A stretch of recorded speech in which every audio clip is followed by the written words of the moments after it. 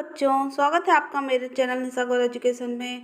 आज हम कक्षा 4 पाठ 10 थप रोटी थप दाल के प्रश्नोत्तर करेंगे। चलिए शुरू करते हैं। पहला प्रश्न है हमारा, नाटक का नाम थप रोटी थप दाल क्यों है? तुम इसे क्या शीर्षक देना चाहोगे? तो इसका उत्तर हम लिखेंगे, नाटक का नाम थप रोटी थप दाल इसलिए है क्योंकि इस नाटक में सारे बच्चे मिलकर रोटी और दाल पकाने का खेल खेलते हैं। और इसका शीर्षक हम पहला बिल्ली खा गई रोटी भात या किसने रोटी दाल चुराई भी दे सकते हैं। अब है हमारा दूसरा प्रश्न, आवाज वाले शब्द। थप रोटी थप दाल। थप शब्द से लगता है किसी तरह की आवाज है। आवाज का मजा देने वाले और भी बहुत से शब्द हैं, जैसे टप, खट। ऐसे ही कुछ शब्द तुम भी लिखो। उत्तर हम इसके सब ऐसे लिखेंगे, जैसे आवाज वाले शब्द होते हैं हमारे घर, खर, घर, फुर, चट, धम, छान, टन, सु आदि। कौन कौन से खेल हैं? प्रश्न, इस नाटक में बच्चे रोटी बनाने का खेल खेलते हैं।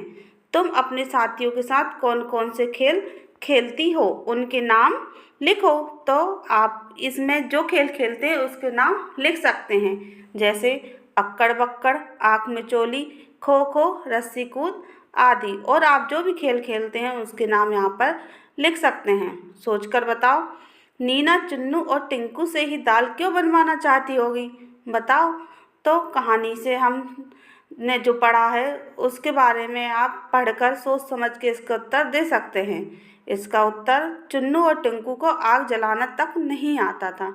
वे अच्छी तरह दाल बनाना भी नहीं जानते थे। नीना चाहती होगी कि जब वह दोनों आग जलाने और दाल बनाने में परेशान होंगे तब वे सब उन दोस्तों पर हंसेंगे और मज़ा लेंगे, क्योंकि लड़कों को ज़्यादातर खाना पकाना नहीं आता। इसलिए नीना ने चुन्नू और टिंकू से दाल बनवाने का कहा। दूसरा प्रश्न, बच्चों ने खाने पीने की चीज़ें छीके में क्यों रखी? तो बच्चे ने खाने पीने की चीज़ें इसलिए छीके में रखी होंगी ताकि कोई उन्हें चुरा ना सके। ऊपर टांग दी थी ताकि किसी का हाथ ना पहुँचे और कोई उनको आसानी से चुरा ना सके। चुन्नू ने दाल को पहले खट्टा फिर मीठा क्यों बताया? तो चुन्नू ने मुन्नी आदि लड़कियों को चढ़ाने के लिए दाल को खट्टा बताया, परंतु जब मुन्नी गुस्से से उनकी ओर देखने लगी तब डरकर उसने दाल को मीठा बता दिया। ठीक है। तुम्हारी बात। प्रश्न, तुम्हारे घर में खाना कौन बनाता है? तुम खाना बनाने में क्या क्या मदद करते हो, नीचे दी गई तालिका में लिखना है।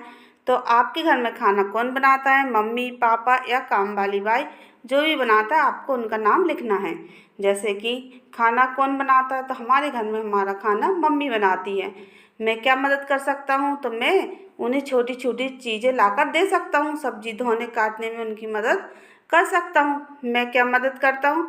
मैं उनके मांगने पर चीज़ें लाकर देता हूँ। मैं कभी कभी सब्जी धो देता हूँ और काट दे देता हूँ, है ना। सब्जी भी धो के दे सकते हैं और काट के भी दे सकते हैं हमारी मम्मी की हेल्प के लिए। तुम क्या बनाती? इन बच्चों की जगह तुम होती तो खाने के लिए कौन से 3 पकवान बनाती? उन्हें बनाने के लिए किन चीज़ों की ज़रूरत पड़ती? पता करो और सूची बनाओ। तो जैसे बच्चों ने थप रोटी थप दाल मतलब दाल रोटी बनाई थी, तुम उनकी जगह होती तो क्या बनाती? तो हम उनकी जगह होते तो शायद पकवान का नाम जैसे इस तरह आपको तालिका बनाना है।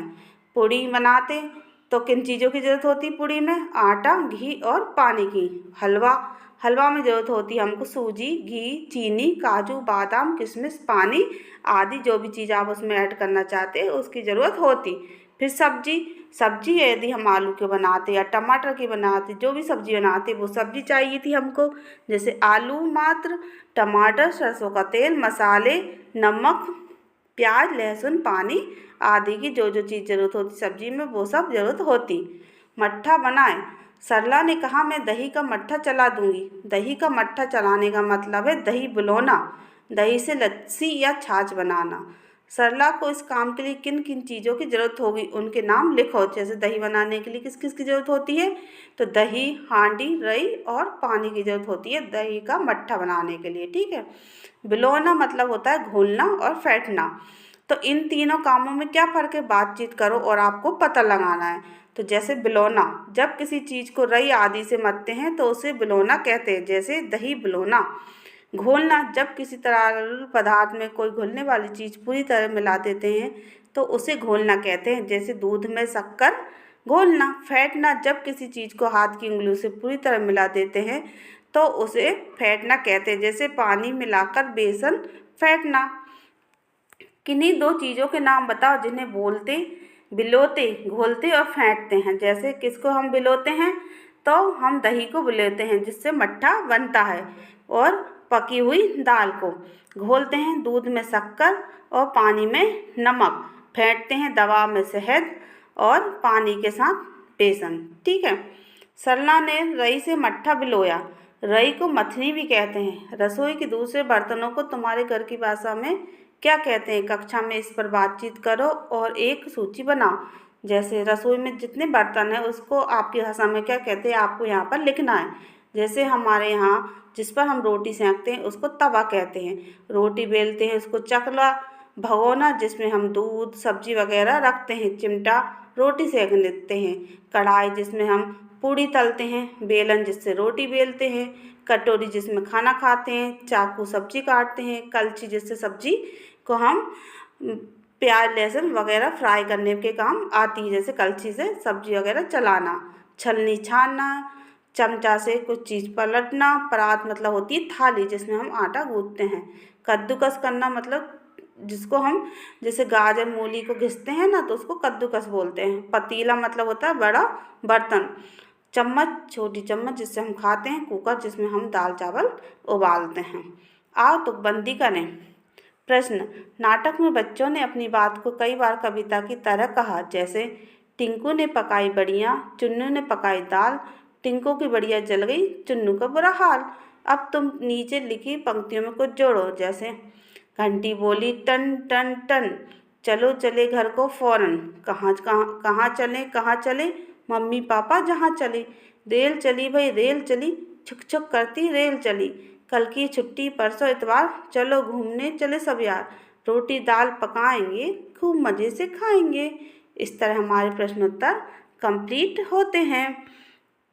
आपको समझ में आए होंगे तो आप इनको अपने कॉपी में लिख लीजिए। सब आंसर, सब उत्तर सही है। ठीक है बच्चों।